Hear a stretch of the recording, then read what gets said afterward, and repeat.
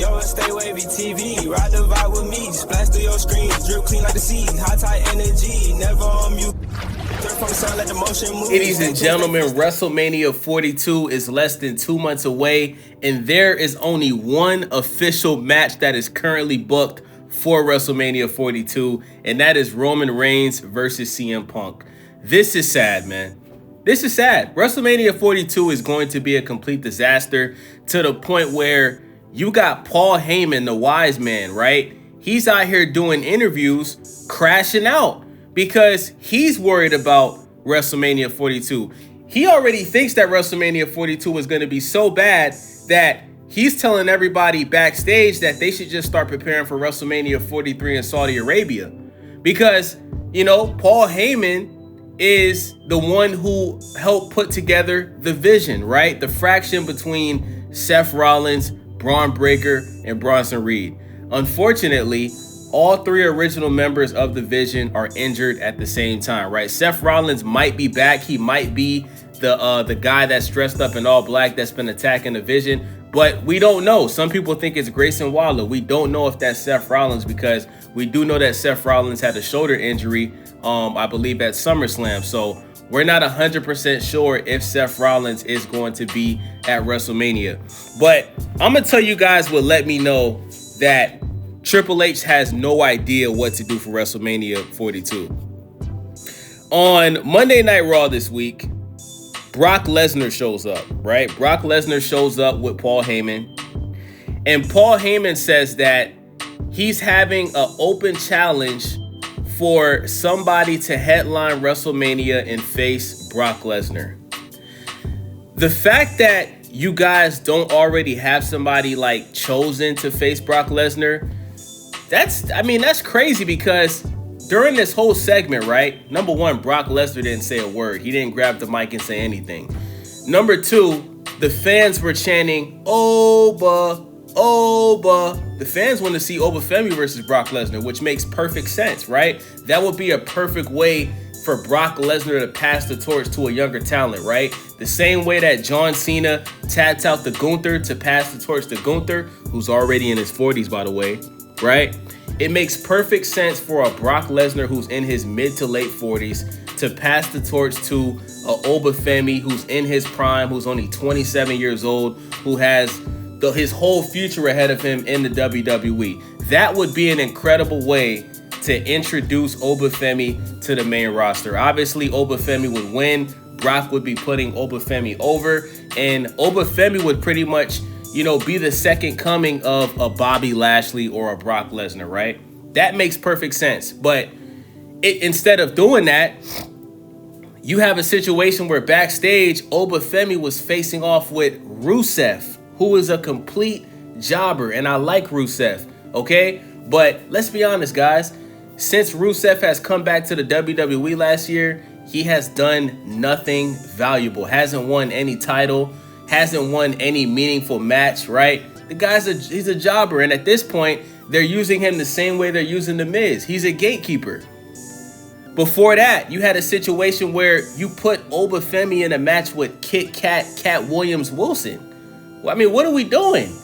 What are we doing? Okay? So when you depend on your oldest stars that's already solidified in the WWE, when you depend on guys that are old, right? Guys that have already been around, right? Even Bianca Belair, right? Like Bianca Belair, she's still young. I think she's in her early 30s, but Bianca Belair, she's been around for a while. She's already won Royal Rumble. She's won championships, right? They obviously didn't expect Bianca Belair's finger to be injured this long, but we all know that the plan was for Bianca Belair to show back up for the Royal Rumble, win the Royal Rumble, and face Jade Cargill at WrestleMania. But because the finger is way worse than people thought, now you have a situation where we don't even know who Jade Cargill is going to be facing at WrestleMania this year. She's probably going to end up facing either Rhea Ripley or Tiffany Stratton. I think she's going to end up facing Tiffany Stratton because remember, guys, Io Sky and Rhea Ripley, they're still the tag team champions. So you're not going to have a situation where you have Rhea Ripley, a tag team champion, and the women's champion at the same time. It just doesn't make any sense. Would it be a big match? Yes. Rhea Ripley versus Jade Cargill is a way bigger match than Jade Cargill versus Tiffany Stratton. But when you look at how Triple H books things, we are most likely going to see a rematch between Jade Cargill and Tiffany Stratton. And I wouldn't be surprised if Tiffany Stratton wins the belt back. I just wouldn't be surprised because she only lost the belt in the first place because she was injured. And Triple H has this bad habit of whenever somebody comes back from an injury, they immediately get put into title contention. That's what happened with Liv Morgan. Liv Morgan had an injury. I think she dislocated her shoulder. She came back. She immediately went back into title contention. Immediately. And now you have a situation where Liv Morgan won the Royal Rumble and she's facing Stephanie Valkyrie for the title at WrestleMania. So we actually have two matches that we know are official for WrestleMania 42. We got Liv Morgan versus Stephanie Valkyrie, and we have Roman Reigns versus CM Punk. Okay? Triple H, you have to do everything in your power to properly develop the younger talent, bro. You have to. What you're doing with Trick Williams right now is incredible. I love it. But right now is the time to pull the trigger on Trick Williams, bro. With the Vision being out, Trick Williams needs to win the Elimination Chamber.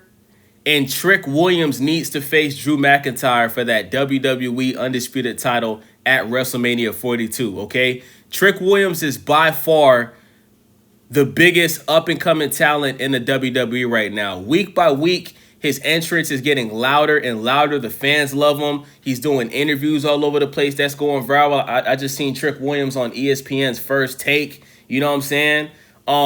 It's time, bruh. People are comparing Trick Williams to The Rock. You guys know on Stay Wavy TV, I was the first YouTuber to say that Trick Williams was going to be a superstar when he got to the main roster. You had a lot of other YouTubers, a lot of dudes that, you know, aren't even from America, don't really know nothing about the WWE. You had dudes out here saying Trick Williams was going to be another jobber, right? But boy, was they wrong, okay?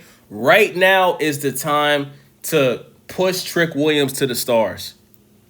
You have to have Trick Williams win the Elimination Chamber, and you have to have Trick Williams versus Drew McIntyre at WrestleMania 42 this year in April, and you have to put Trick Williams over. This would be a great way of solidifying a young superstar in the company. Trick Williams, unfortunately, he's already 31 years old. A lot of people don't know that. A lot of people think Trick is still in his 20s, but Trick is actually older than Obafemi, okay? Which is why you should speed up the process of pushing him. He's already 31 years old, okay? So he ain't going to be any younger than he is right now. He needs to win the Elimination Chamber. He needs to headline WrestleMania with Drew McIntyre, and you need to put him over on Drew McIntyre because Trick Williams being the WWE Undisputed Champion, that would benefit the WWE in so many different ways because you have a guy that can cut promos. You have a guy that can be a babyface and a heel, right? You have a guy that has a great theme song, great entrance, and he has great presentation. Also, he's funny. He can say things on the mic that can make you laugh. He can say things on the mic that can make you pissed off, right? And he's already getting respect from the veterans in the company. Drew McIntyre likes Trick Williams, okay? Randy Orton, he likes Trick Williams. We see Randy Orton, you know, saying whoop that trick before he's RKOing people. He's ready, bro. When somebody is ready for the moment, you reward them.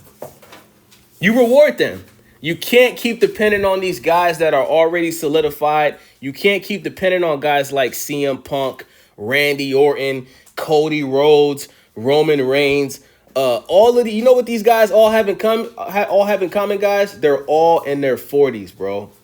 Cody Rhodes just came out and said that the next contract that he signs with the WWE is going to be the last contract that he ever signs with the WWE. So Cody Rhodes, who's 40 years old, he's hinting that he is going to retire within the next couple of years. All of these guys are going to retire. All of these guys are going to retire within the next 3 to 5 years. Randy, Cody, Drew, all of these guys, bro. You can't expect these guys to keep wrestling for over 300 days in a year in their 40s. You just can't expect that. It's not realistic. Gunther is another one. Gunther is 40 years old. You guys honestly think Gunther is going to wrestle in his 50s? Hell no. It's not happening. So with that being said, WrestleMania 42 is going to be the worst WrestleMania of all time. And you have a situation where you might have to pay Dwayne "The Rock" Johnson as much money as he wants to have a match at WrestleMania this year. I know the plan is for The Rock to come back next year in Saudi Arabia to face Roman Reigns at WrestleMania 43 or 42, whatever one. I keep getting I forgot. But I know the plan is for The Rock to come back next year at WrestleMania. But when you have a situation where you have so many people injured at the same time, you might have to have The Rock come back and have a match with Brock Lesnar. You know, I think that'll be dope. I think it'll be dope for the final boss to come back and face Brock Lesnar.